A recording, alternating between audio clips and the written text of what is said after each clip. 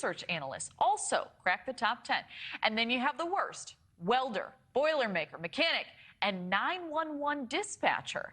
The site says that's because these roles have higher job hazards and little room for growth potential. Let's welcome our guest, Diane, founder of Lady Up America, and comedian and actor Alonzo Bowden.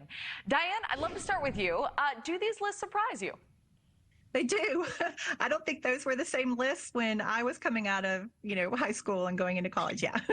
They seem a little, a little more, they're just not what I'm used to seeing as an entry level position. Certainly, I would agree.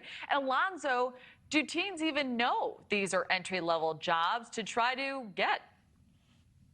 Well, I don't know if anybody knows about Boilermakers lately, but I would say engineer, research assistant, things like that. People know about that. My first job was as an airplane mechanic, and it was a great job. That's wonderful. Okay, Diane, what was your first job?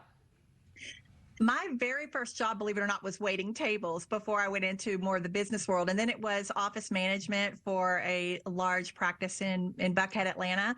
So, I was the youngest one on the team, and I felt such like a fish out of water and really had to study and learn and work my way up through the ranks. But yeah, I think the waiting tables was the very, very first one, though. That's wonderful. I waited tables, and you learn a lot of skills waiting tables. You do. I feel like that should be like required for everyone. It teaches you so much about people. I used to say that too. It's really great, and it helps you when you're a guest at a restaurant too. So a new report shows recent grads are expecting an average salary of almost $67,000 a year. Now that's about $8,000 more than employees say they're willing to pay an entry-level hire. So Alonzo, are they being unrealistic, or is this the work environment now? No, I think they're being realistic with the cost of everything. The cost of living is much higher than, say, their bosses or their parents or, people of our generation look back and say, wow, that seems like a lot of money. But today, that's not a huge amount of money, particularly if you're a college graduate.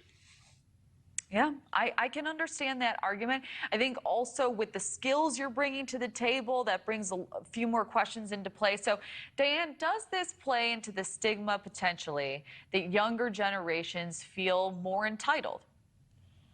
I was just going to say, Alonzo, with all due respect, I actually disagree a little bit. And I would say it does play into that stigma a bit. I think I would love to know what they base those salary entitlements on.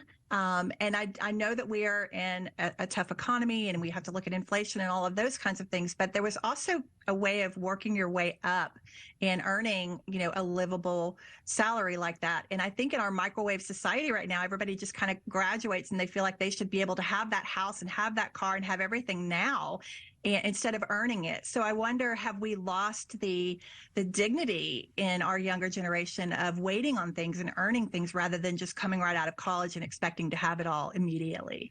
No, okay, I'm going to push back. When I started working, my first job, I made $10 an hour. My rent was $500 a month. Now renting the same type of apartment costs about $2,000 a month, and wages haven't gone up for